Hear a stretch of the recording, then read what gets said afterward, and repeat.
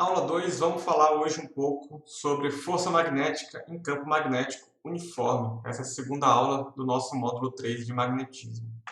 Então, a gente vai fazer isso através de uma série de exemplos práticos, tá certo? Então, a gente vai estudar como se comportam cargas em movimento numa região de campo magnético, usando uma série aqui de exemplos práticos sobre isso. Eu acho que fica mais legal a gente falar assim. Então, o primeiro exemplo prático é o chamado seletor de velocidades. Então, eu vou pegar carga se movendo com uma certa velocidade v qualquer, numa região em que eu tenho campo elétrico e campo magnético. Então, tem um esqueminha aqui, basicamente duas placas paralelas, formando um campo elétrico, que vai estar apontando para baixo aqui nesse caso, e numa região de campo magnético entrando no plano. E aí a fonte vai jogar partículas carregadas com velocidade v aqui para a direita. Vamos imaginar que eu tenho uma série de velocidades v aí, e aí a gente quer ver como é que esse movimento vai se dar. Então, a força total vai ser a força de Lorentz, a chamada força de Lorentz, que é Q vezes o campo elétrico, a força elétrica, e Q V vetor B, a força magnética. O que eu vou querer aqui nesse seletor de velocidades é ver a condição tal que essa força resultante seja zero. E por que eu consigo isso? Bom, vamos lá. A força elétrica, vamos supor uma carga positiva, a força elétrica, o campo está apontando para baixo, então vai ser uma força para baixo. A força magnética é V vetor B, vai dar uma força para cima. Se a carga for negativa, as duas forças vão inverter, tá certo? Então a força elétrica vai ser para cima e a força magnética vai ser para baixo. De qualquer forma, nessa configuração aqui, o que a gente tem são a força elétrica e magnética como dois vetores da mesma direção, mas em sentidos opostos. Então, se eles tiverem o mesmo módulo, eu posso chegar numa condição de força resultante igual a zero. Então, eu vou simplesmente igualar o módulo da força elétrica com o módulo da força magnética. Lembrando que no produto vetorial aparece um seno do ângulo entre os vetores, mas aqui no caso o ângulo é 90 graus, o seno vai dar 1. Então, o que eu consigo nessa condição de força resultante nula? Bom, se não tem força resultante, a partícula continua andando em linha reta com a mesma velocidade que ela tinha antes.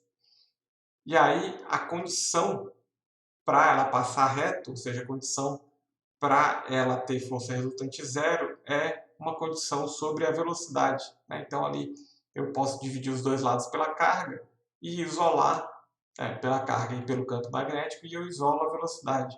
Então, eu vou ter que a velocidade é campo elétrico sobre campo magnético. Então, ajustando o campo elétrico e o campo magnético, ou enfim, deixando um fixo e ajustando o outro, em geral o campo elétrico é mais fácil de ajustar.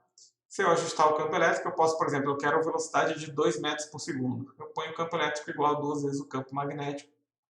Só vai passar reto as cargas que têm velocidade 2. As outras cargas vão ter um desequilíbrio entre essas forças e vão sofrer uma deflexão, tá certo? Nesse eixo vertical aqui. Então elas não vão passar retinho. Então se eu botar uma saída só na mesma direção reta em que isso está passando, eu vou só selecionar a velocidade que eu quero. Então esse é o seletor de velocidades. Se a gente usar isso e jogar em um outro equipamento, a gente tem um espectrômetro de massa.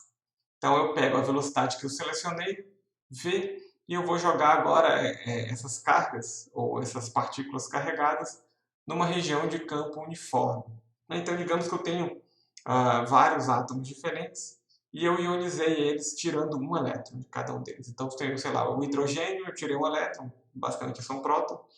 Eu tenho, sei lá, sódio, potássio, vários elementos com massas diferentes, mas que estão com a mesma carga, e eu passei eles no seletor de velocidades. Então eles estão com a mesma velocidade. Eles vão todos entrar aqui, né, por um orifício, e aqui embaixo eu tenho vários detectores, várias regiões detectores que vão ver se está chegando uma partícula ali ou não. Então eu jogo isso numa região de campo uniforme, o que essa partícula vai fazer é um meio arco de círculo, né? Um movimento circular enquanto ela estiver nessa região até ela bater no detector. Dependendo da região onde ela bater aqui, eu sei qual que é a massa dessa partícula e eu sei identificar qual que é o elemento. É assim que funciona, de forma bem básica, bem simplificada. um espectrômetro de massa.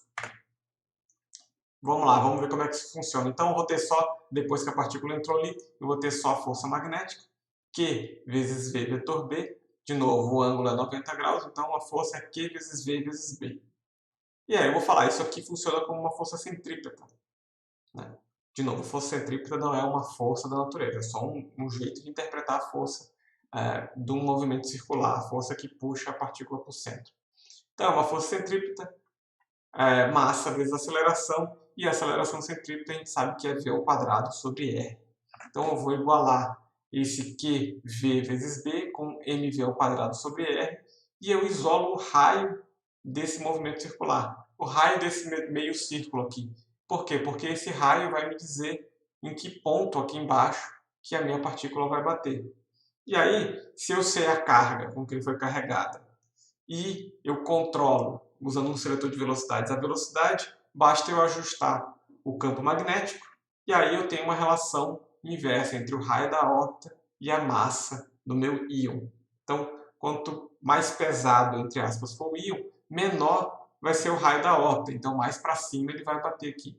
Quanto mais leve, mais para baixo ele vai bater. Então, eu consigo separar meus elementos baseados na massa e identificar quem que é quem é. Então, um exercício já para ir compondo o trabalho é pega uma partícula girando numa região de campo uniforme. Então não é mais um meio círculo. Ela entrou com uma velocidade ali e ela vai ficar girando. Certo? O que vocês têm que calcular para mim é mostrar que o período de rotação não vai depender da velocidade com que essa partícula está girando. E aí a gente vai usar esse resultado, vocês vão calcular, então vocês vão fazer essa demonstração e a gente vai usar esse resultado na próxima aplicação, que é o acelerador de partículas ciclotron. Então, se a gente calcular a frequência angular para aquela órbita, a gente vai obter o que a gente chama de frequência ciclotron, que é o ômega-c. Vai ser a relação carga-massa vezes o campo magnético. Aí, usando o fato de que o raio da órbita varia ali com a velocidade, a gente pode construir um acelerador de partículas. Esse acelerador de partículas é basicamente, então, uma região ali, como se fosse dois Ds, né? Um D aqui e um D aqui. Nessas regiões eu tenho um campo magnético que vai dobrar o caminho da partícula. E entre essas duas placas eu aplico uma diferença de potencial, um campo elétrico, que oscila com uma onda quadrada, ou seja, hora ele está apontando para um lado, hora ele está apontando para o outro, e ele tem essa frequência de oscilação. Eu vou ajustar essa frequência de oscilação para ser igual à frequência ciclotron. Dessa forma, a partícula, entre os movimentos circulares aqui no campo magnético, ela vai estar sendo sempre acelerada. Então, como a frequência, ou como vocês calcularam lá, o período da órbita, não depende de V, a gente pode simplesmente dar essa frequência para o campo elétrico e ele vai sempre acelerar a partícula. Para a gente entender um pouco melhor como é que isso funciona, vamos pegar uma visão superior aqui desse negócio. Então eu vou ter aqui, vem por baixo aqui, um injetor de íons, ele vai injetar o meu íon aqui nessa região, o campo elétrico vai acelerar ele para cima. Ele entrou aqui não tem campo elétrico, tá? É só o campo magnético, ele não vai estar mais acelerado. Então, ele vai fazer essa órbita semicircular aqui, como no espectrômetro de massa, e vai chegar aqui nesse ponto. Nesse ponto, quando ele chegar aqui, né, durante esse tempo aqui, é o tempo que o campo elétrico inverteu, que aí ele vai ser acelerado novamente, de um eletrodo para o outro, ele vai ser acelerado aqui para baixo. Então ele chega aqui com uma velocidade maior, né, então o raio da órbita vai ser maior. Então ele faz uma meia volta de raio maior aqui. Chega aqui, é acelerado de novo, e assim sucessivamente ele vai sendo acelerado até chegar na velocidade que eu quero aqui, onde ele é ejetado para fora do meu acelerador e aí é direcionado para um detector, para um alvo, enfim, dependendo de que tipo de experimento você quer realizar.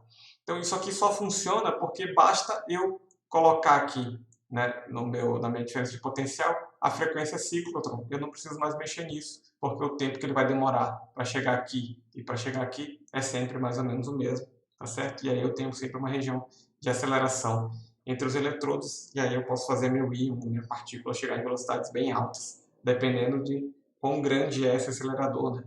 A velocidade máxima que eu vou alcançar vai estar limitada pelo raio máximo que eu posso ter da partícula ainda aqui dentro, né? Antes dela bater na parede do negócio. Então, por hoje é só. A gente viu um pouco aí de força magnética usando exemplos práticos. Não esqueçam de conferir lá no Moodle se tem alguma coisa para fazer para contar a presença de vocês. Até a próxima.